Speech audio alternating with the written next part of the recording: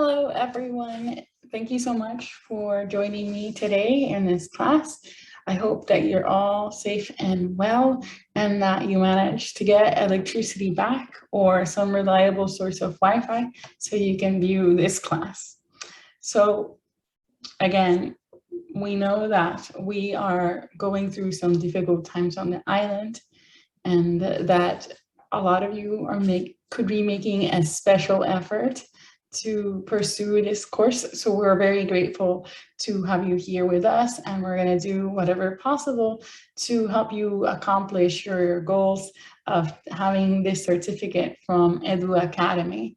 And if you have any questions or concerns along the way, please feel free to message myself or Pierucci, our teaching assistant, or Simone about any issues that you may be having with technology, or if you have questions about the material that we're going to be covering in these videos, because it's very important that, because we're not meeting it together live, it's really important that you watch these videos and also make use of the resources that we've given you. So in the classroom website, you have copies of the PowerPoint slides that I discuss and that Simone discusses. So you don't have to be taking notes. You can just listen to us and try to make sense of what we're saying, right? By reading the slides. So if you have any questions about the content, please let us know through WhatsApp. You can message myself or Simone or Pierucci or the group chat, and we'll happily help you navigate this course asynchronously. And as Simone said, this is a temporary solution to our current problems. So we don't know when the electricity is going to come back for everyone. So in the meantime, this is what we're doing, all right? So I'm going to be recording Monday's class and releasing it on Monday morning for you to watch any time of the week. And Simone is going to release his recording of Thursday's class Thursday in the morning, and you're going to watch anytime in that week. And over the weekend, we will give you assignments as we normally do. However, the assignments will not be timed. That means that if you log into the platform to complete the assignment, you're not going to run out of time. So you're going to have like an open assignment, like an open quiz. All right. But the quizzes do have deadlines. And normally the deadlines for these assignments are on Monday before class. So Monday before 5:30. However, if for any reason something happens and you can't do it, or you never manage to get electricity, we're also willing to be more flexible with you and work around your internet access, okay? So again, thank you so much for being here and sticking around. So before I go through our material for today, I want to revise the class website, and I want to show you where we're at in terms of what we've covered in that first week. So it's really important that when you can, you review the class website as much as you can, because in our class website, we have everything that you need, okay? We have the PowerPoint slides, we have the chapters, we have practice problems. So anything that you need is here. And we also have links that are going to bring you to other complementary websites about phonetics. Remember that phonetics is quite technical, so it would help for you to do practice problems. So this is our class site. So we only did day 1 and day 2, where we discussed the parts of the vocal tract, or the parts of the mouth. And we also discussed the mechanisms behind speech. So the 4 speech mechanisms that lead to sound production. And here's where we left off because of Hurricane Fiona. And here's where we're going to pick it up. All right. So I'm going to do day 3 Simo's gonna do day 4 through these kinds of videos, and you can watch it any time of the week. And then over the weekend, you have asynchronous work. So number 2, this is your next homework. Esta es la asignación de este fin de semana, que se supone que hubiese sido para la semana pasada, o sea, este fin de semana. Sin embargo, por el huracán, esta asignación se rueda para la semana que viene, el fin de semana que viene. Así que sería a fines de septiembre, finales de septiembre, ustedes tienen que hacer este trabajo aquí. Okay, so we're here in day 3. So just so you know, in day 3, you can see this is our chapter. Este es nuestro capítulo para este material. And places of articulations, slides, these are the slides of what I'm going to be talking about. Okay, so you don't need to be like taking notes or anything because it's already there. And this is an interactive chart of symbols of phonetics that you can look at. And this is a link to a consonant chart because today we're going to be talking about consonants, and on Thursday as well. This week is dedicated to the discussion of consonants and how phonetics classifies them. Okay, so without further ado, we're gonna continue with our presentation of places of articulation.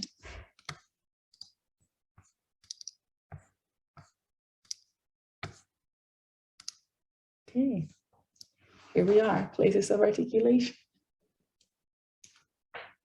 So when we talk about the production of consonants, one of the things that makes consonants different from other sounds like vowels is that when we produce consonants, we're creating an obstruction in our mouth.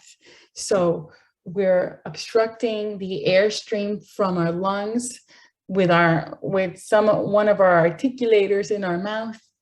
And there's usually a specific place where our articulators touch, and there's a way in which our articulators move as well that characterize consonants.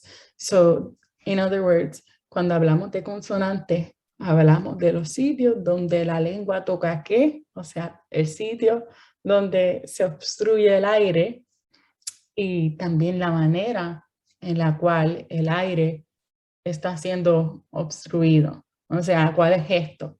So those are the 2 ways that we categorize consonants, with place, lugar, and manner, manera en la cual la obstrucción sucede.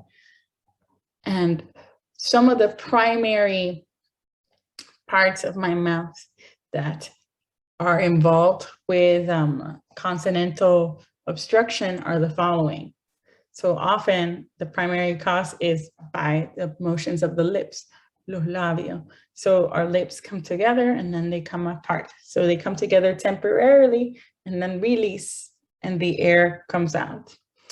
The same thing with specific parts of my tongue. What specific parts of my tongue? Well, let me see if I can draw here. So you remember, this is the tongue. So this part here is called the tip of the tongue. So the tip of the tongue, and let's say that my teeth are here, my upper teeth. This is the alveolar ridge, and then this is like the hard palate. So, and this is my jawline underneath. Y aquí está my bottom teeth. So this is the tip of my tongue, okay? So oftentimes the tongue tip is involved in obstruction of air. So it can either move towards my teeth or in between my teeth or to my alveolar ridge, or it can move elsewhere. So the tip is quite mobile. Esta región aquí se mueve mucho. Another part of the tongue involved is blade. So the blade is usually behind the tip. The blade es la espada. So the blade is involved a lot in consonantal obstruction as well. So the tip and the blade interacting with these bits, as well as the back of the tongue. So the back of the tongue is somewhere here. Sorry, my drawing is not necessarily the best because it's being done through mouse, but I feel like it does the main idea. So here's a little uvula thing.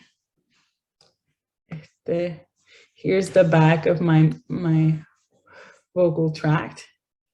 And it goes down all the way here. There's my epiglottis. And down here are my vocal folds. Something like that. So the back of my tongue is often interacting with the back of my mouth. Here is the soft palate, also known as the velum. Okay. Soft palate. Here we have the hard palate. So again, this is all stuff that we discussed last time that we met. So last time that we met, we spoke about the regions of the mouth. So I guess this refresher is quite useful. I'm sure there's a way that I can write that is not as distorted. So I'm gonna write hard palate. There, the velum is there. So here we have so the velum is also known as a soft palate, so it's towards the back of my mouth, and this slope here is called the alveolar ridge.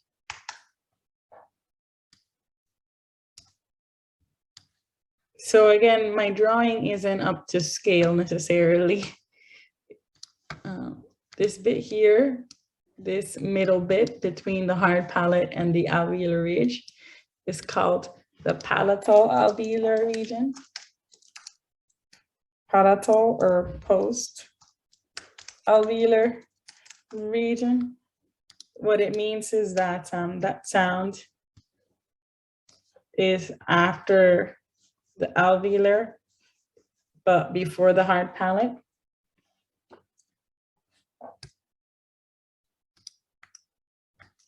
And here's my dental region, right? So these bits of my tongue are the most mobile. The tip, the blade, and the back are the most mobile out of all of the different places that we said exist in the lips. We also said that there's a front part of my tongue.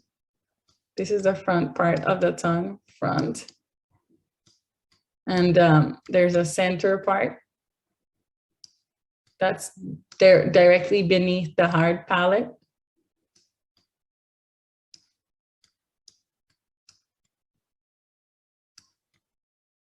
And then back. So there's 5 regions in my tongue. And here we have the epiglottis, which is this little appendage here, epiglottis.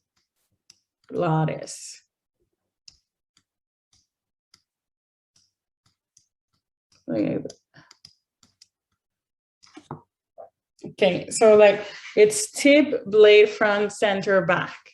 And here's the root of our tongue, root. And then the epiglottis is like that actually, epiglottis. So these are the different regions of my tongue, tip, blade, front, center, back, root, epiglottis.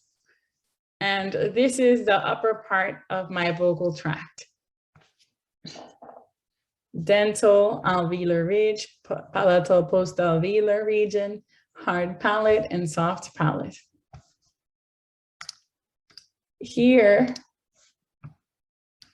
we have the pharynx wall or the pharynx cavity, which is this space here that's behind my mouth, the pharynx cavity, pharynx.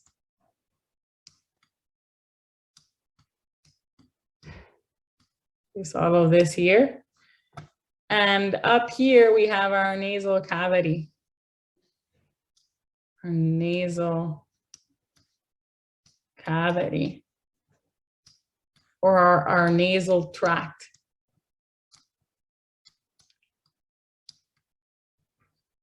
So sounds that are nasal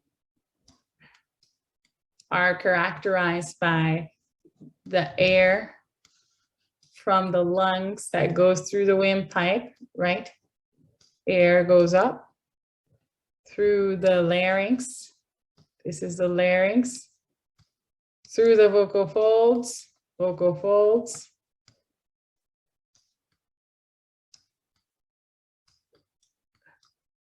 through the pharynx cavity.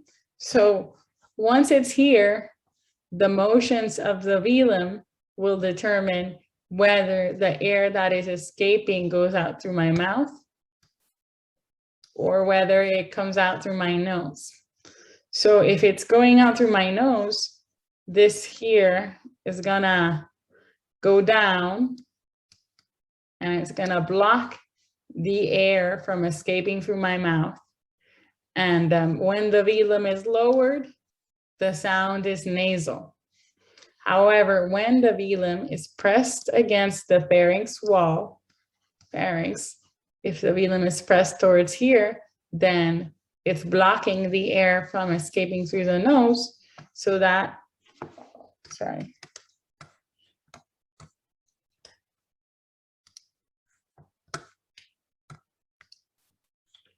It's blocking the air from going out through the nose, so that sound is oral, okay? So this is what we spoke about the week prior to the hurricane. So maybe, you know, if you don't remember quite well the processes behind a oral sound or a nasal sound, and if you don't remember well the names of the regions of the tongue or the names of these different parts of the mouth, if you don't remember them, maybe it would be helpful to look through our old videos. We made available our class videos in DESEP, and you also have the slides for that class. So this is what happened last time that we met, all right? So now we're gonna use these labels of the different parts of my vocal tract to talk about the places of articulation of consonants, okay? So going back, the primary cause of consonantal obstruction for most languages is the movement of the lips. So movement of the lips here. Sorry, I didn't draw the lips. Lips,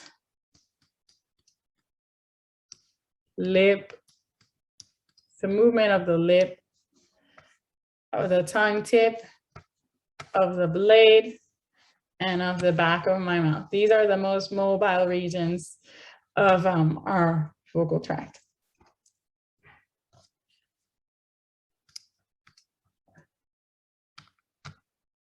This drawing is gonna stay with us. Let me see if I can clear it.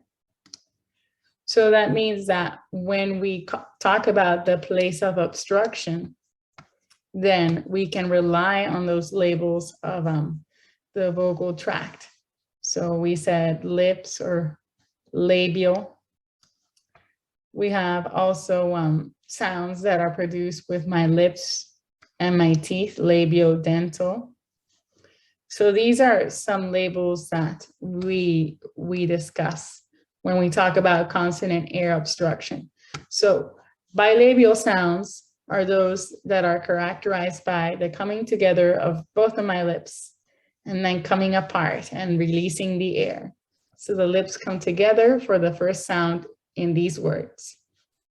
Pi, by, and my. That means that p, b, and m, these consonants are called bilabial consonants because they're all characterized by the coming together of my lips and coming apart.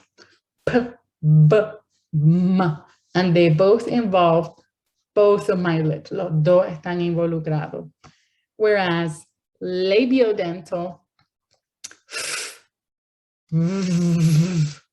Fi, vi. Those two consonants in those words are produced with my lower lip. So it's here, my lower lip and my upper teeth coming together, but not quite so much touching, but they're coming together for the obstruction of air. So those sounds that involve my lips and my teeth are called labiodental sounds. So altogether, we have sounds that involve both lips or involve one of the lips interacting with the teeth.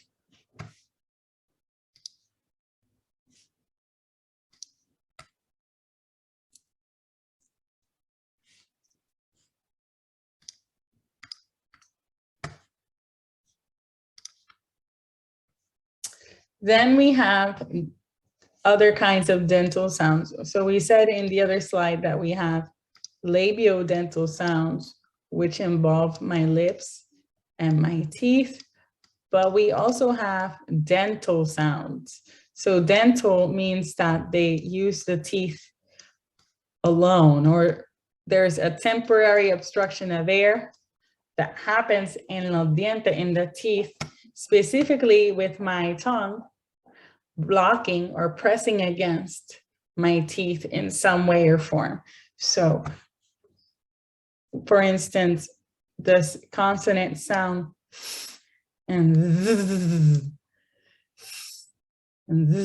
so in thigh and in thigh.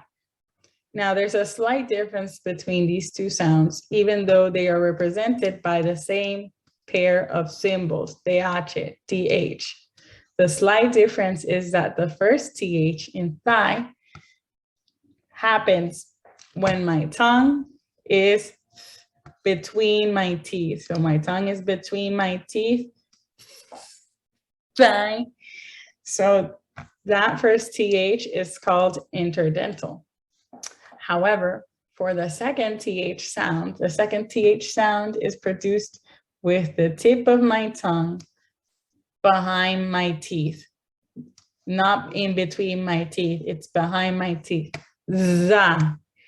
So this sound is called dental. So the first one is interdental and the second one is just dental. So for the production of both of these sounds, the tip or the blade of the tongue is behind the teeth, dental or between the teeth, interdental. Inter to mean between. Then we have another label to talk about consonants that are produced with the alveolar ridge. Remember that the alveolar ridge is this region here. It's the slope. Hay como un slide ahí. So it's like if you touch the back of your teeth and bring it back, there's like this region that is like that, like a slope. And that region is called the alveolar ridge. Sorry. So it's the alveolar ridge. So sounds that are produced there often involve the tip or the blade of the tongue behind that region there. So what consonant sounds in English are classified as alveolar? A bunch. Yo diría que la mayoría de las consonantes son alveolar. La mayoría de las consonantes en inglés are produced in that region, here, in that slope. So, t, d, s, z, are all produced in this region. So, t, in Thai, it's not produced behind my teeth, no, ne? Thai, no, it's Thai, it's here. D in die is produced also here. Oftentimes people confuse this sound, the d, this alveolar sound with this th sound, the. The th sound occurs behind the teeth and it doesn't quite touch that part behind the teeth. Whereas da and die does touch the alveolar ridge and occurs much behind than TH. So there is a difference between them, but Puerto Rican students oftentimes don't know how to produce this sound, TH. TH is very difficult for a lot of Puerto Rican students, and it's because this sound does not exist in Español. La TH, tha, quizá ocurre the first version, the interdental version, en español de España o quizá otros latinoamericanos, but the second one, the, doesn't really occur in our native dialect. So a lot of people have difficulty learning these two sounds because they just don't exist in Spanish phonology. So usually what happens is that when a Puerto Rican learner of English is learning the TH, this TH usually gets pronounced like dedo, even though they're wrong. It's too rough. Esta está demasiado rough. So t, d, n, s, z, again, all in the alveolar ridge. They're made by the tip or the blade of the tongue and the alveolar ridge. Okay, so tip or blade tocando esa parte, creating all of those different consonants. Mira que hay 1, 2, 3, 4, 5, 6 consonants under this label.